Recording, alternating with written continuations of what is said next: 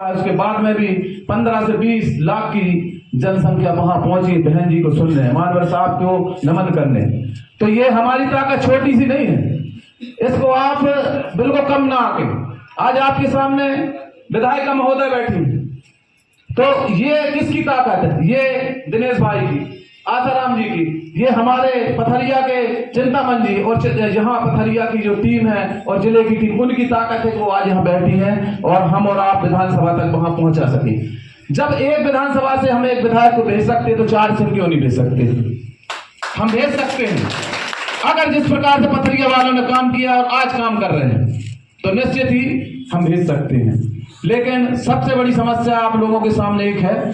मैं चाहता था कि आज के दिन बुराई ना करूं या सच्चाई ना बताऊं, लेकिन मैं चाहूंगा कि खास शुभ चिंतक रहे हैं जिनने हमें सब कुछ दिया है, जिनमें हमारे तथागत गौतम बुद्ध की करुणा और दया और समता स्वतंत्रता की बात है उनने बताई। तो तथागत गौतम बुद्ध के चरणों में सत्सर नमन। सामाजिक क्रांति के अग्रदूत महात्मा ज्योतिराव फुले साहब के चरणों में सत्सर नमन। भारत की प्रथम महिला शिक्षिका माता सावित्रीबाई फुले के चरणों में सत्सर नमन। आरक्षण के जनक 26 जुलाई 1902 में आरक्षण मनाया था। सन 1902 में कोई भी राजा छत्रपति शाहू जी महाराज कोयलापुर के रियासतों में बढ़ा था। एक रियासत थी कोयलापुर।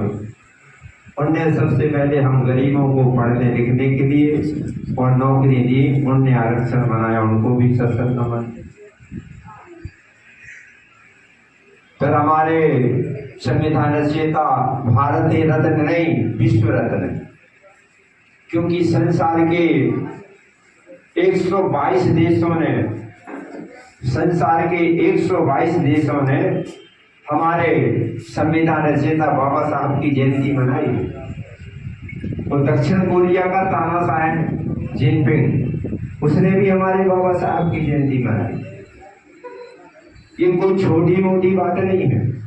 तो ऐसे विश्व रत्न बाबा साहब अम्बेडकर को कोटि कोटि नमन। तो कह रहे लोग कि बहन जी ने अपना शक्ति प्रदर्शन किया है। 29 साल की उम्र तक मानवर साहब कुछ नहीं जानते थे,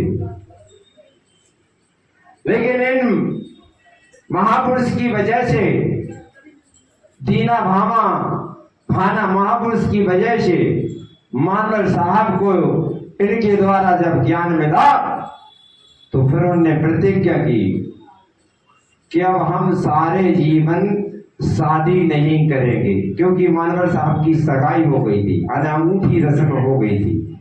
सगाई कहते ना अपन लोग, पक्के हाथ। साहब ने शादी तोड़ी, फिर नौकरी छोड़ी और फिर प्रतिज्ञा करी कि सारे जीवन हम घर वापस नहीं जाएंगे। इस देश में, हमारे देश में मनुष्यों के, गरीबों के, दुखियों के इतने दुख हैं कि यही दुखिया हमारा परिवार होंगे और सारे जीवन, पूरा जीवन, जब तक मेरा जीवन रहेगा मैं इनके दुखों के निवारण में अपना पूरा जीवन लगाऊंगा। मानवर साहब फिर लौट के बहुजन समाज पार्टी और मानवर साहब पार्टी सामने दिया। हम लोग बताने में असफल हो रहे हैं, बता नहीं पा रहे पिछड़े वर्ग के लोगों, लेकिन अब बताने को मौका है। मोहन यादव ने कहा हम देंगे, माननीय हमारे मुख्यमंत्री जी ने, आदरणीय मुख्यमंत्री जी कह रहे हम मध्य प्रदेश में 27% आरक्षण देंगे पिछड़ा वर्ग को। तो क्या आवाज आ रही जनता पार्टी वालों की? ये जनता पार्टी वालों को कैंसर है, इसको जल्दी भगाओ, नहीं ये कैंसर लग जाएगा इसको आरक्षण। ये तो सूत्र है, कैसे बैठा दिए सूत्र को मुख्यमंत्री की कुर्सी पे? कौन कह रहा है? ये जनता पार्टी और आरएसएस वाले।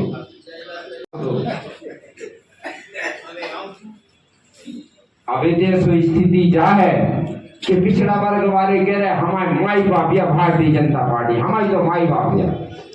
जैसे ही विश्वनाथ प्रताप सिंह ने 27% आरक्षण ओबीसी के लागू किया तो जनता पार्टी ने आंदोलन छेड़ दिया और जनता पार्टी ने विश्वनाथ प्रताप सिंह से समर्थन वापस ले लिया और विश्वनाथ प्रताप सिंह की सरकार अपनी तो बातें नहीं हो पाएगी SC ST की नौकरी भर का।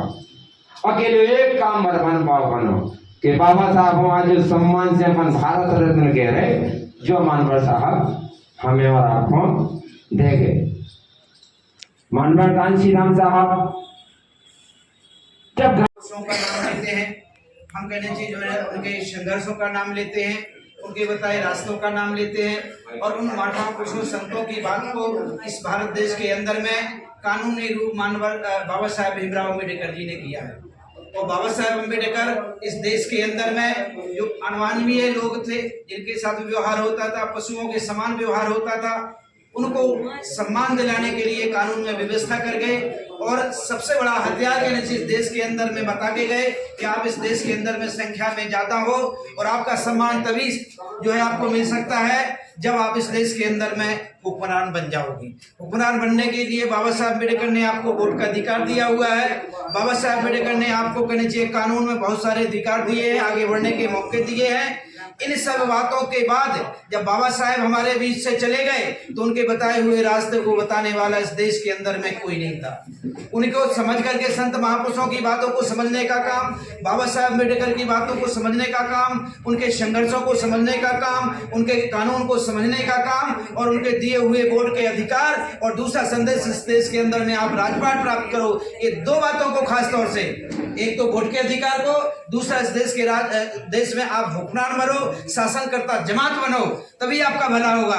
ये दो बातें इस देश के अंदर में अपना सब कुछ निछावर करते हुए, अपमान और बेइज्जती सहन करते हुए, दुख तकलीफें सहते हुए मानवर कांशीराम साहब ने इस देश के अंदर में वामसेव के माध्यम से, DS बोर्ड के माध्यम से और बहुजन समाज पार्टी बना करके देश के लोगों में और इस देश के खास तौर से अनुसूचित जाति, जनजाति, पिछड़ा वर्ग, अल्पसंख्यक वर्ग, वंचित वर्ग, दुखी वर्ग, सबको ये बात कहनी चाहिए जो है बताई कि आपका भला तभी होगा जब आप देश के हुक्मरान बनोगे। तो सभी लोगों के दिल और दिमाग में शासन सत्ता की बात को चाहत पैदा करने वाले मानवर कांशीराम साहब आज हमारे बीच में नहीं है, लेकिन उनका संघर्ष, उनका कहने चाहिए संदेश, उनका कहने चाहिए दिया हुआ रास्ता आज हमारे बीच में हम सब लोग कहने चाहिए उन पर अध्ययन करने के लिए, उन पर चर्चा करने के लिए आज इस संगोष्ठी में शामिल हुए। सम्मानीय साथियों,